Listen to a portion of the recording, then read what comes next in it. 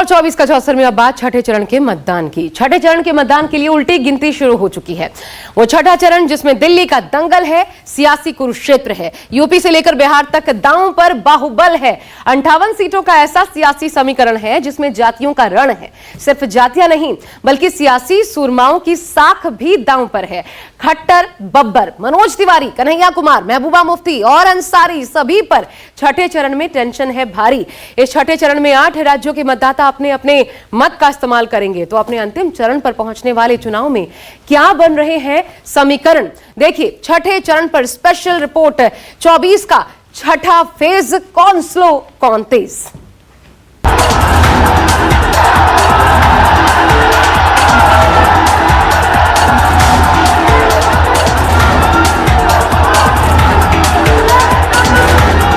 सपा कांग्रेस का सुपड़ा साफ हो गया है। बीजेपी का 80 में 80 का सफाया होने जा रहा है।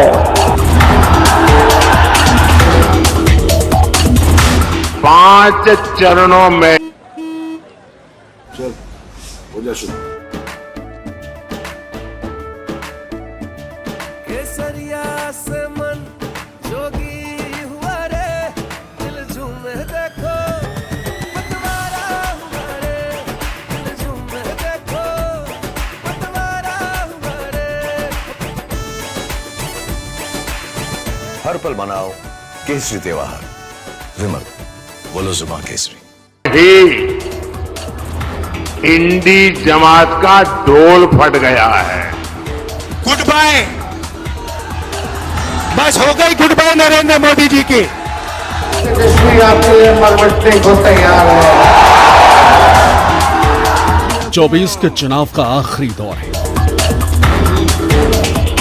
हर तरफ चुनावी शोर है। कहीं बीजेपी, कहीं आप, कहीं कांग्रेस तो कहीं गठबंधन का जोर है। छठे चरण के मतदान में दिल्ली की सबसे बड़ी और सबसे कड़ी लड़ाई शुरू हो चुकी। दिल्ली की 7 सीटों समेत भारत के 8 राज्यों और केंद्र शासित प्रदेश में 58 सीटों पर बहुत बड़ा घमासान होने वाला है। 400 पार तो नहीं है, पेट्रोल 100 पार हो चुका है, इसलिए 400 पार नहीं बोला जा रहा है। राहुल बाबा कान खोल कर सुन लो, 4 तारीख को आप 40 के अंदर सिमटने वाले हो।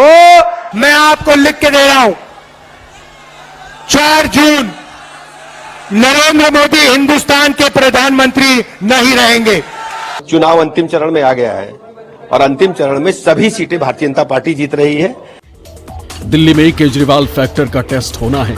यूपी और बिहार में बाहुबलियों की प्रतिष्ठा दांव पर लगी हुई है। दिल्ली, यूपी टू बिहार, इस बार किसकी होगी सरकार, उसमें इस बार छठे चरण के मतदान का सबसे अहम योगदान होने वाला है। देश में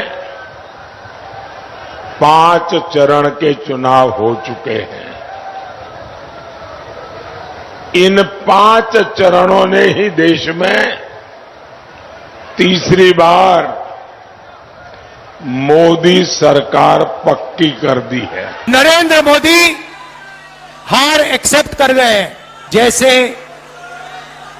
कहते हैं ना, गुड बाय, बस हो गई गुड बाय नरेंद्र मोदी जी की। मैं आपको लिख के दे रहा हूं, 4 जून नरेंद्र मोदी हिंदुस्तान के प्रधानमंत्री नहीं रहेंगे। ये जो नारे लगते हैं ना, इसने 5 ही चरण में चुनाव का परिणाम तय कर दिया है। जानना है क्या? जोर से बोलो तो बताऊं, जानना है? देखो 5 चरण में मोदी जी 310 सीट जीत चुके हैं। जब से कांग्रेस और समाजवादी 1 और 1 11 हुए हैं, तब से ये जो कहने वाले डबल इंजन दिल्ली और लखनऊ का इंजन आपस में टकरा रहा है और ये जीरो होने जा रहे हैं, जीरो होने।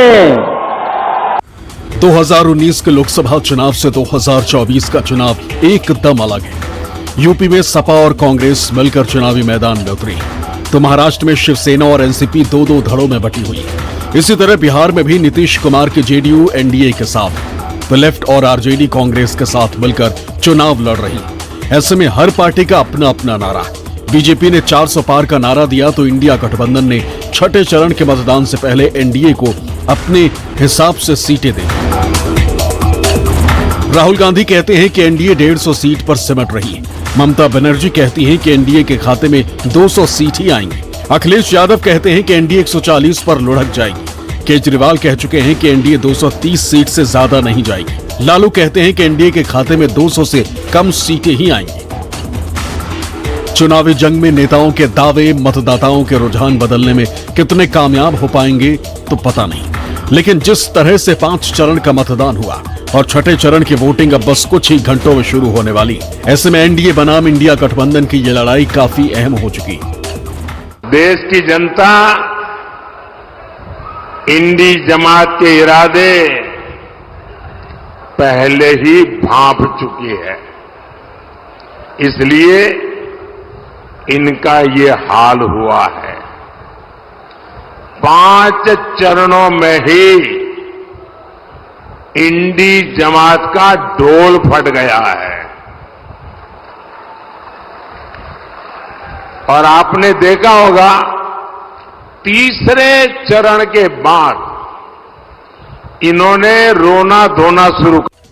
बीजेपी के इस कॉन्फिडेंस के आगे इंडिया गठबंधन अब कितना दम लगा पाता है, इसके लिए अब सिर्फ आखिरी चरण का प्रचार बचा हुआ है, क्योंकि छठे चरण के लिए प्रचार खत्म हो चुका है और दोनों सीटों को मिलाकर कुल 115 सीटों की जंग बाकी है।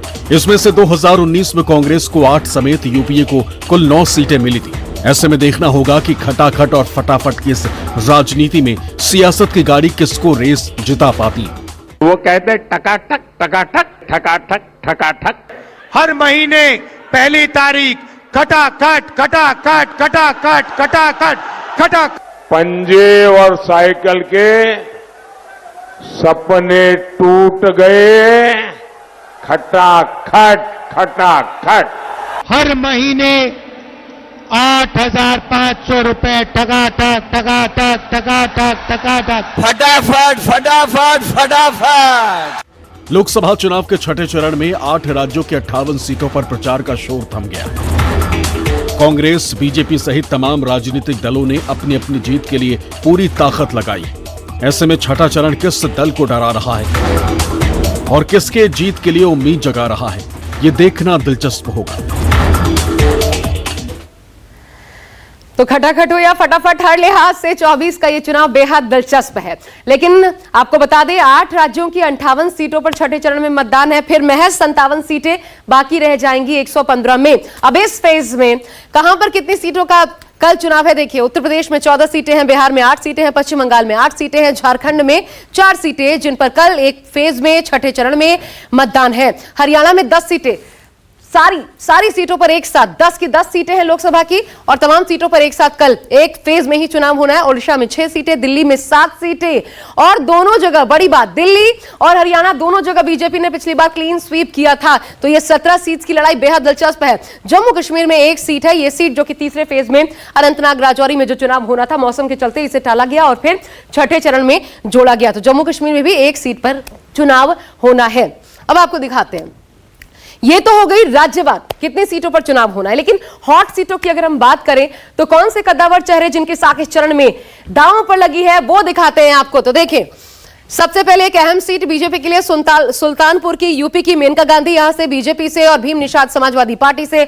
और यहां पर मेनका गांधी भले पिछली बार जीती, महज 14,000 वोटों के अंतर से जीती और कभी रिपीट नहीं होता सुल्तानपुर में कैंडिडेट। अब मेनका गांधी क्या रिपीट हो पाती हैं, ये बड़ी लड़ाई। जौनपुर में देखिए, बाबू सिंह कुशवाहा समाजवादी पार्टी से, कृपा शंकर सिंह बीजेपी से, बीएसपी यहां हम आउट इसलिए आपको दिखा रहे हैं क्योंकि दरअसल बीएसपी श्रीकला रेड्डी का टिकट काटने के बाद एक तरीके से आउट ही है।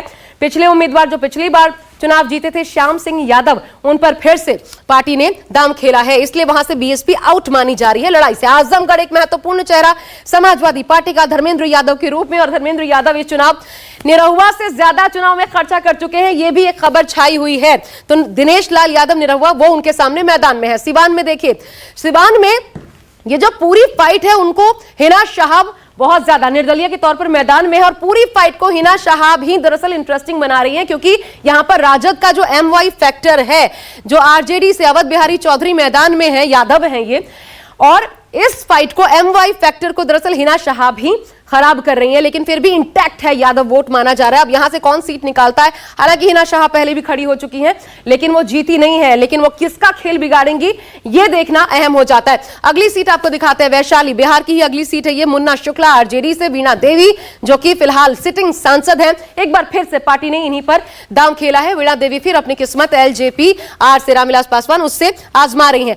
अब दिल्ली की सबसे अहम सीट, दिल्ली की मनोज तिवारी वर्सेस कन्हैया कुमार। आप जानते हैं बेगूसराय से पिछली बार 4 लाख के वोटों से हारे थे, इस बार मनोज तिवारी। अब दोनों बिहारी जो हैं वो दिल्ली में है, किसकी जीत होती है किसकी हार, बहुत इंटरेस्टिंग फाइट। 2 वोकल नेताओं के बीच नई दिल्ली में चुनाव है। बांसुरी स्वराज बीजेपी से, सोमनाथ भारती बहुत अनुभवी भी हैं, और ऐसे में दोनों के बीच ये फाइट नई दिल्ली सीट को भी इंटरेस्टिंग बना देती है। एक और सीट आपको दिखाते हैं, करनाल हरियाणा।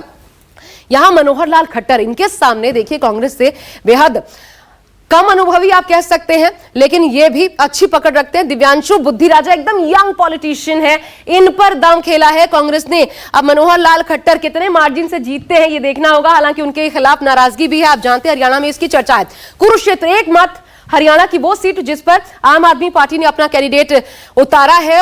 सुशील गुप्ता जो कि पहले आपके राज्यसभा सांसद से, यहां से इस बार लोकसभा का चुनाव लड़ रहे हैं। नवीन जिंदल जो पहले कांग्रेस में हुआ करते थे, इस बार बीजेपी से अपनी किस्मत आजमा रहे हैं। चुनावी राजनीति में एक बार फिर इनका बीजेपी की तरफ से दखल देखने को मिलेगा। अब देखिए यहां पर एक और सीट, गुरुग्राम हरियाणा की, राज बब्बर। आपको पता है राज बब्बर यूपी में 2 बार अपनी किस्मत आजमा चुके हैं लोकसभा में, लेकिन हर बार हार का सामना उनको करना पड़ा। अब यूपी छोड़ दिया, अब पहुंच गए हैं हरियाणा, गुरुग्राम। यहां पर राव इंद्रजीत सिंह केंद्रीय मंत्री हैं बीजेपी के, इनके सामने MOS है, इनके सामने राज बब्बर है, तो यह भी एक फाइट इंटरेस्टिंग हो जाती है। अगला कैंडिडेट आपको दिखाते हैं, एक अहम चेहरा महबूबा मुफ्ती का, जम्मू कश्मीर में देखिए अनंतनाग राजौरी सीट से, उनके सामने जफर इकबाल मनहास। ये जो गुलाम नबी आजाद पहले इस सीट पर खड़े थे, लेकिन उन्होंने अपना कैंडिडेटशिप वापस ले लिया। उसके बाद ये चेहरा महबूबा मुफ्ती के साथ चुनावी मैदान में है। तो बड़े चेहरे या फिर मुद्दों का चुनाव, हर लिहाज से 2024 की हर सीट की लड़ाई बेहद दिलचस्प है।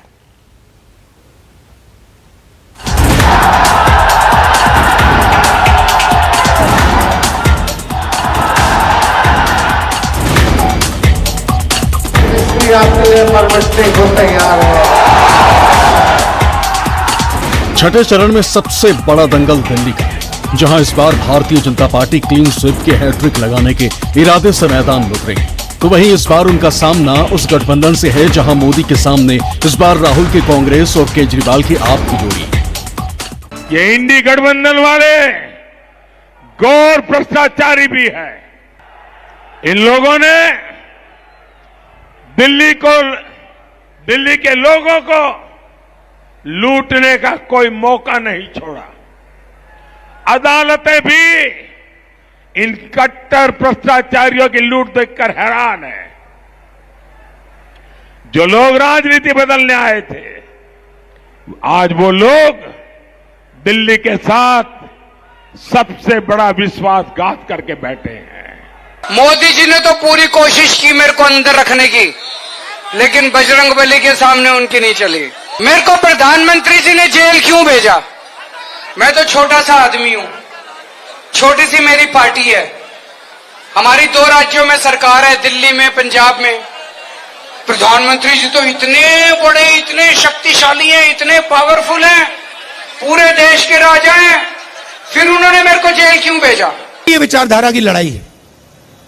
ये चाहते हैं, नरेंद्र मोदी जी चाहते हैं कि हिंदुस्तान में जो 90% लोग हैं, दलित, आदिवासी, पिछड़े वर्ग के लोग, माइनॉरिटी के लोग, गरीब जनरल कास्ट के लोग, इनकी कोई भागीदारी ना हो।